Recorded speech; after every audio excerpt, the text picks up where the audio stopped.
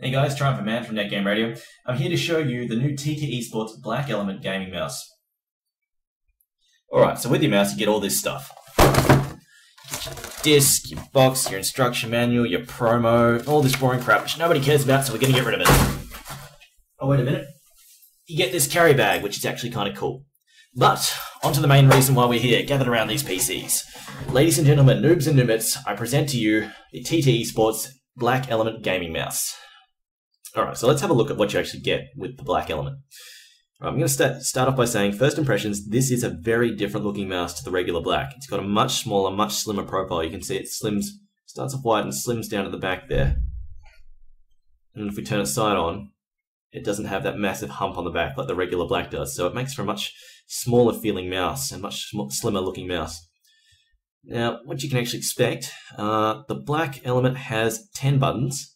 9 of which are reprogrammable. You can set up your own macros and stuff. You've got your left and your right, your mouse button, your mouse wheel, which only scrolls and clicks in, doesn't do the left and the right directionals like some of the mice do. You get your on-the-fly DPI, which you can reprogram to whatever you want. On the left side here, we have 3 thumb buttons. You can see the middle one there, it's got a bit of braille on it, which helps you navigate fairly easily. And on the right hand side, we've got this button here. Now this one is meant to be operated by your ring finger.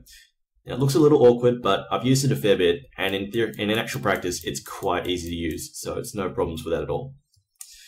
Now on the underside of the mouse, let's have a look, turn it over, we've got the profile button. Now this is the only button that you can't reprogram. And use it because the Black Element, it has 128 kilobytes of onboard memory. So if you can either save your profiles to the computer, or if you're moving around, you can take your mouse, pull it out, and plug it into another PC without the software, and just use this to switch between profiles you've already got saved on there. And on the underside, we've also got this here, the weight cartridge. Now the weight cartridge is pretty cool. It's got 22.5 grams of removable weight. Although I'm going to put it back in because I like my mouse nice and heavy. We've also got here a 6500 DPI laser, and that's really sensitive. And when you combine it with the 1000 Hz polling rate that the Black Element has, that makes for some really sensitive movement. If you crank down the in-game sensitivity and then move the and then you set your DPI all the way up, you can have some really accurate, really sensitive mouse movement. Now I'm just going to flip it over again. You can see here we've got some LEDs. Now you've got mouse wheel, you've got the pipes down the side on either side, and you've got the logo. Now these LEDs, they can change color. I'm just going to go through my different profiles, which have different colors assigned to each one. You've got 5 different colors that you can choose from.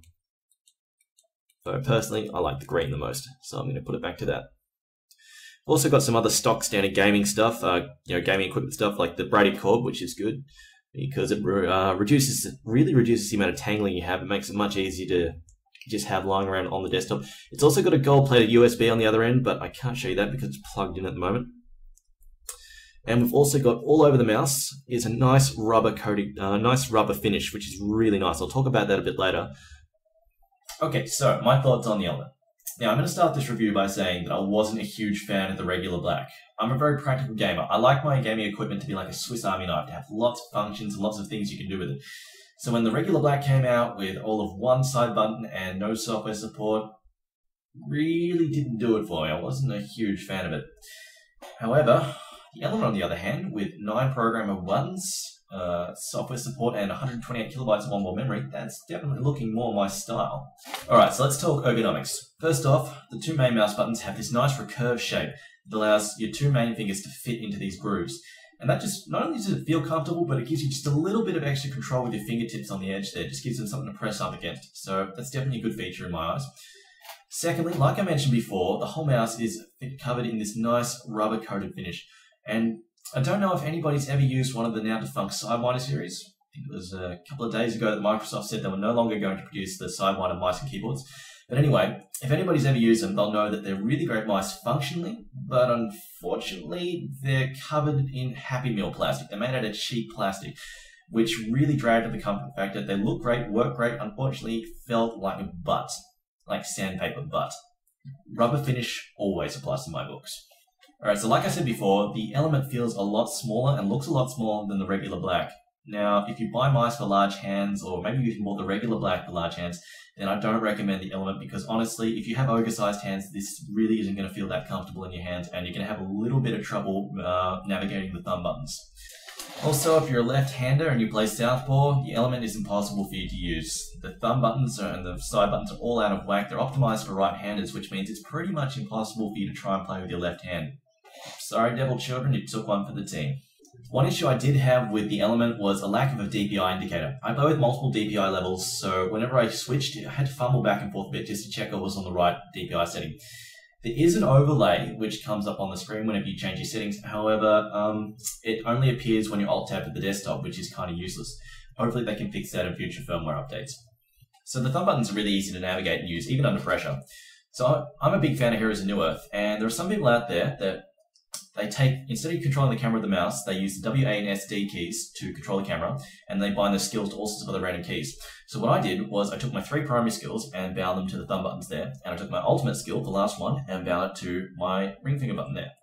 And that worked really well. I was able to run around in combat, use the keyboard to control the camera, and then just operate all of my skills off the mouse. So I was playing a classic game of Battlefield 2, one of my favorite games. Anyway, in Battlefield 2, communication is tantamount. Good communication is what wins your games. So to my first key, I bound vent, so I could yell at everybody in vent. To my second key, I bound squad talk, so I could yell at all my squad mates. To my last key, I bound commander talk, so I could abuse my idiot commander every time he dropped artillery on my position. The Element is touted as a mouse for MMO gamers, but honestly, it's good for any type of gamer. It's got enough keys to give you options and feel useful without having too many keys where it just feels stupid and they get in the way of everything. Razornaga. Alright, so on to some important details. The Element hits the shelves in April, so I'm told, and it's going to retail for $69. Now, that's pretty important when you think about it, because you get a whole lot of functionality for that price tag. So I've seen a lot of people comparing the Element to a Lachesis, a Razer Lachesis, and they've been saying things like, it's just a Lachesis, I won't buy. And when you think about it, a Lachesis V2 goes on PC case gear for $85, and the Element goes for $69 and has specs on par with the Lachesis V2. Honestly, the only reason to get a V2 over an Element is because you're either a Razer fanboy or because you're left-handed. The Element does a lot of things right, so it's really easy to recommend. And remember, it's a completely redesigned mouse, so even if you're like me and you didn't like the regular black, I suggest checking out the Element when it hits the shelves this April, because unlike the regular black, I love the Element. Until then, I'm Triumph Man and I shoutcast for NetGame Radio. You can check out my YouTube channel and netgameradio.com for shoutcasting and other gaming news.